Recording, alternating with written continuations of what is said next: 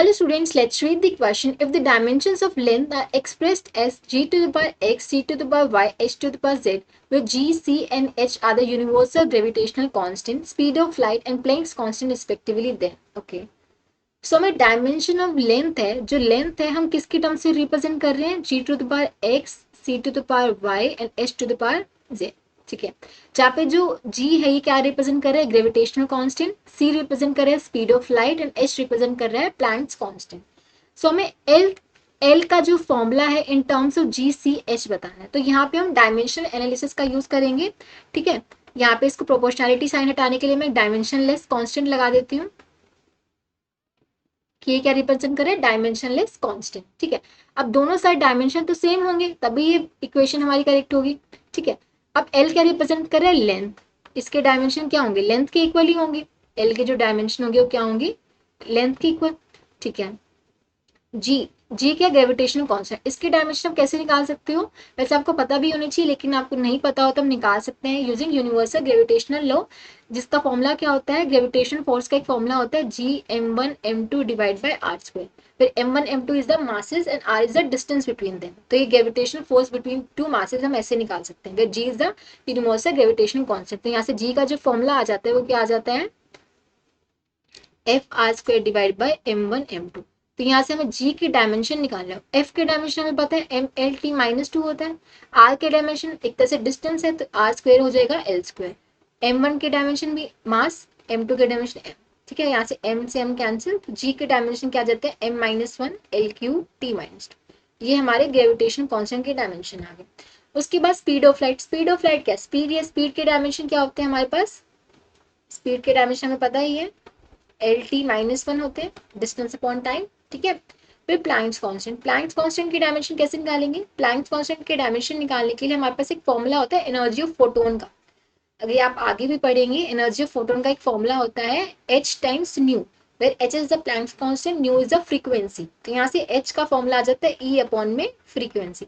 e is the energy, energy के dimension हमारे पास क्या हो जाते हैं ml2 t माइनस टू, और फ्रीक्वेंसी के डायमेंशन क्या होते हैं t माइनस वन. तो यहाँ से हमारे पास प्लैंक्स कांस्टेंट के डायमेंशन क्या आ जाते हैं ml2 t माइनस वन. तो हमारे पास सबके डायमेंशन आ गए. ठीक है, h के डायमेंशन भी आ गए, g के भी, c के भी एंड l के भी. यहाँ पे हम पुट कर देते हैं.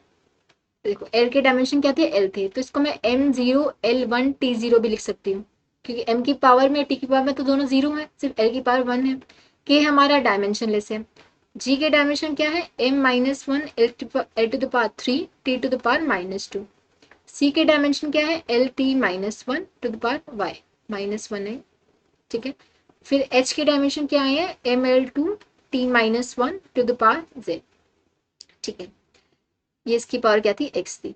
अब देखो यहाँ पे क्या आएगा, m to the power minus X, L to the power three X, T to the power minus two X, L to the power Y, T to the power minus Y, और फिर m to the power z, L to the power two z, T to the power minus z. ठीक है, m0 l1 t0. यहाँ पे m की power एक साथ लिख लो, m to the power minus X plus z. ठीक है, फिर l की पावर एक साथ लिख लो 3x, यहाँ से प्लस y, यहाँ से प्लस 2z. फिर t की पावर लिख लो, यहाँ से माइनस 2x, फिर ये माइनस y माइनस z. ठीक है, और लेफ्ट हैंड साइड में क्या है m0 l1 t0. अब यहाँ पे हम क्या कर सकते हैं, एम एल टी इनकी पावर्स को कंपेयर कर सकते हैं. m की पावर को कंपेयर करो तो minus X plus Z equals to क्या आ रहा है, जीरो. ठीक है, minus X plus Z equals to zero आ रहा है, तो मतलब x की वैल्यू z के इक्वल होगी. पहला रिलेशन तो ये आ गया. अब सेकंड वाला रिलेशन देखो, सेकंड वाले रिलेशन में क्या आ रहा है, 3x plus Y plus two Z equals to क्या आ रहा है, वन आ रहा है. ठीक है, x को z के इक्वल पुट कर दो, जैसे मैं x को z के इक्वल पुट करती हूँ तो 3z ये हो जाएगा 3z plus Y plus two Z equals to one, तो हो जाएगा 5z plus Y equals to one. एक ये रिलेशन आ गया. और ये t की पावर से मैं कंपेयर करूँ, मैं यहाँ पे रब करके लिख देती हूँ.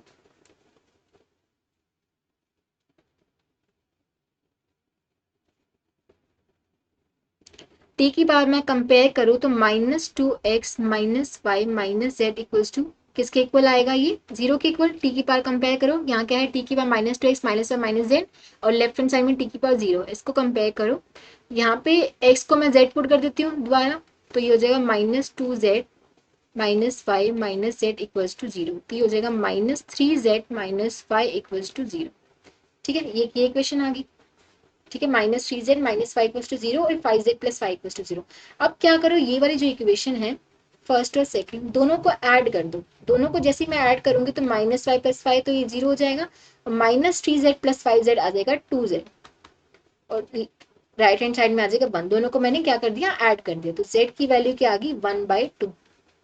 ठीक है, दोनों का ऐड करने से 2z इक्वल्स टू 1 आएगा और z की वैल्यू क्या आ जाएगी 1/2। अब z की वैल्यू 1/2 है तो x की वैल्यू भी क्या होगी 1/2, दोनों इक्वल थे, तो x की वैल्यू 1/2 आ गई, z की वैल्यू भी 1/2 आ गई। अब y की वैल्यू भी यहाँ से निकाल लो, इस इक्वेशन में ही पुट कर लो, तो z की वैल्यू क्या आई थी 1/2, -3/2 हो जाएगा, -5 इक्वल्स टू 0, तो y की वैल्यू क्या आ गई यहाँ से -3/2, तो y की वैल्यू क्या आ गई -3/2। आप देखो ऑप्शंस में चेक करो, x की वैल्यू 1/2, y की वैल्यू 1/2 नहीं, y की वैल्यू तो -3/2 आ रही है, तो ये हमारा गलत हो गया। x की वैल्यू 1/2 ये तो सही है पर ये गलत है, तो फर्स्ट ऑप्शन गलत हो गया। x की वैल्यू 1/2, z की वैल्यू 1/2 ये सही है, करेक्ट आ रहा है, 1/2 आ रही थी, z की 1/2 आ रही थी। फिर थर्ड ऑप्शन y की वैल्यू 1/2, z की वैल्यू 3/2, नहीं ये तो गलत आ रहा है, y की वैल्यू -3/2 है, z की वैल्यू 1/2 है। फिर फोर्थ ऑप्शन y की वैल्यू -3/2 एंड z की वैल्यू 1/2, ये सही है। सो सेकंड एंड फोर्थ दोनों ऑप्शन करेक्ट आ रहे हैं हमारे, x की वैल्यू 1/2, z की वैल्यू 1/2, y की value -3/2। So option 2 and 4 both are correct. I hope आप सबको समझ आया होगा। Thank you so much.